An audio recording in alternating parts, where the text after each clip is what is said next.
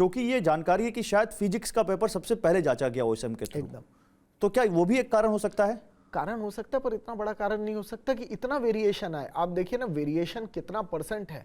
आप इस डाटा को समझिए कि मैक्सिमम 55% बच्चे फिजिक्स फेल हो गए और बाकी सब्जेक्ट्स के कंपैरिजन में 10%। केमिस्ट्री दूसरा जांचा गया था, उसमें तो आपके 1000 से ज्यादा 100 आए हैं।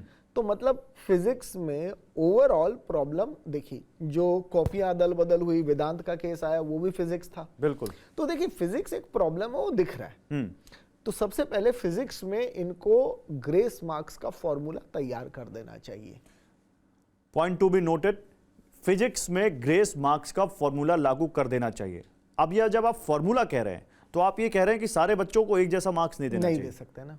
फिर अब क्या आप करना समझिए, चाहिए? मेरे 80-82 आए और मैंने बोला 30% या 20% दे दूंगा या 20 नंबर दे दूंगा, तो फिर तो 85 वाला 105 पे पहुंच गया। सही बात है। तो वो तो नहीं कर सकते। तो क्या फॉर्मूला होना चाहिए? फॉर्मूला है कि भाई 95 या उसके प्लस है तो वहां हम नहीं कर सकते ज्यादा ना, 80 प्लस पे चले तो मान लीजिए एवरेज 10% नंबर बढ़ा दीजिए, तो 88, 90 इस तरीके से बच्चे। अच्छा, आप कह रहे हैं कि जैसे इनकम टैक्स में हमारी ब्रैकेट्स होती है, स्लैबिंग होती है, नीचे वो बढ़ेगी क्योंकि जिसके 18 नंबर है, हाँ। अब उसको मैं 10% दूंगा तो 1.8 बढ़ा, वो तो फिर भी पास नहीं होगा। तो वहां मुझे 20 से 30% फॉर्मूला लगाना पड़ेगा based on the lower and. Lower and पे हायर, हायर एंड पे लोअर, और इस तरीके से करें कि आपकी रिजल्ट की विश्वसनीयता रह जाए।